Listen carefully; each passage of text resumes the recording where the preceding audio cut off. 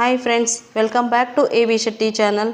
ಇವತ್ತಿನ ವಿಡಿಯೋದಲ್ಲಿ ನಿಮ್ಮ ಶಾಲೆಯಿಂದ ಟಿ ಸಿ ತೆಗೆದುಕೊಂಡು ಬೇರೆ ಶಾಲೆಗೆ ದಾಖಲಾದಂತಹ ಮಗುವಿನ ಟಿ ಸಿಯನ್ನು MHRD UDICE ಪ್ಲಸ್ನ ಸ್ಟೂಡೆಂಟ್ ಮಾಡ್ಯೂಲಲ್ಲಿ ಹೇಗೆ ಔಟ್ ಮಾಡಬೇಕು ಅನ್ನೋದನ್ನು ನೋಡೋಣ.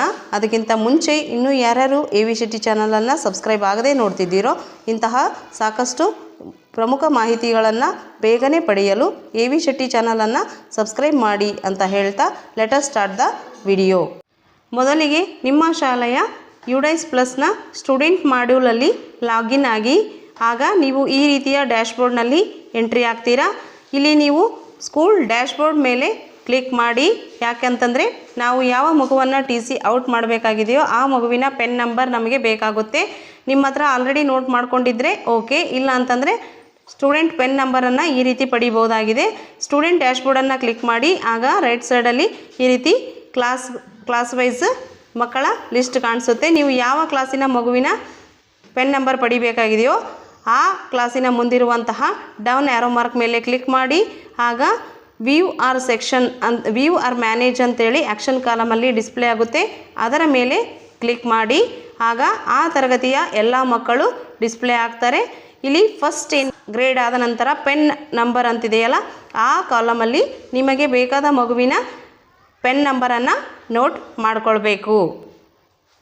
ಅದಾದ ನಂತರ ಮಗುವಿನ ಟಿ ಸಿಯನ್ನು ಔಟ್ ಮಾಡಲು ಸ್ಟೂಡೆಂಟ್ ಮೂವ್ಮೆಂಟ್ ಆ್ಯಂಡ್ ಪ್ರೋಗ್ರೆಷನ್ ಅಂತಿದೆಯಲ್ಲ ಅದನ್ನು ಕ್ಲಿಕ್ ಮಾಡಿ. ಅದರಲ್ಲಿ ಬರುವಂತಹ third option transfer certificate module or mark dropout ಅಂತಿದೆಯಲ್ಲ ಅದರ ಮೇಲೆ ಕ್ಲಿಕ್ ಮಾಡಿ.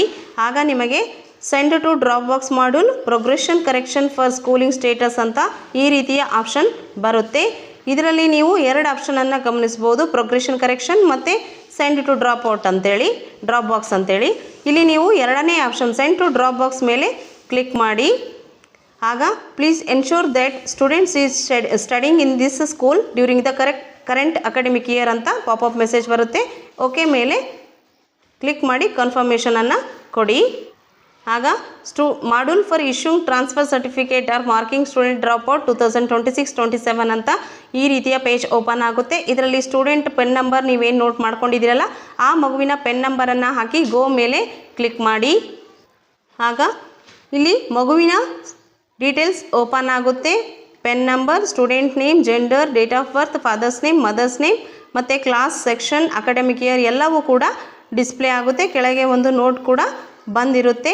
ಸೊ ಈ ಮಗು ನೀವು ಶಾಲೆಯಿಂದ ಹೊರ ತೆಗಿಬೇಕಾಗಿ ಸರ್ಚ್ ಮಾಡಿದಂಥ ಮಗುನ ಅಂತ ಒಂದು ಸಾರಿ ಕನ್ಫರ್ಮ್ ಮಾಡ್ಕೊಳ್ಳಿ. ಅದಾದ ನಂತರ left school already with T C ಅಂತಿದೆಯಲ್ಲ ಆ ಆಪ್ಷನನ್ನು ಕ್ಲಿಕ್ ಮಾಡಿ. ಆಗ please ensure that the student is studying in this school during the current academic year ಅಂತ ಮತ್ತೊಂದು ಸಾರಿ ಪಾಪಪ್ ಮೆಸೇಜ್ ಬರುತ್ತೆ. ಓಕೆ ಮೇಲೆ ಕ್ಲಿಕ್ ಮಾಡಿ. ಆಗ ಆರ್ ಯು ಶ್ಯೂರ್ ಅಂತೇಳಿ ಇನಿಷಿಯೇಟ್ ದ ಟಿ ಸಿ ಅಂತ ಕೇಳುತ್ತೆ. ಸ್ಟೂಡೆಂಟ್ ನೇಮ್ ಕೂಡ ಕ್ಲಾಸ್ ಮತ್ತು ಸೆಕ್ಷನ್ ಮತ್ತೊಂದು ಸಾರಿ ಡಿಸ್ಪ್ಲೇ ಆಗುತ್ತೆ. ಅದನ್ನು ಕನ್ಫರ್ಮ್ ಮಾಡಿಕೊಂಡು ಕನ್ಫರ್ಮ್ ಅಂತಿದೆಯಲ್ಲ ಅದರ ಮೇಲೆ ಕ್ಲಿಕ್ ಮಾಡಿ. ಆಗ ಸ್ಟೂಡೆಂಟ್ ಡೀಟೇಲ್ಸ್ ಬರುತ್ತೆ. ಜೊತೆಗೆ left school with T C ಅಂತೇಳಿ ಈ ರೀತಿಯ ಪೇಜ್ ಓಪನ್ ಆಗುತ್ತೆ. ಇದರಲ್ಲಿ ನೀವು ರೀಸನನ್ನು ಸೆಲೆಕ್ಟ್ ಮಾಡ್ಕೊಳ್ಬೇಕಾಗುತ್ತೆ.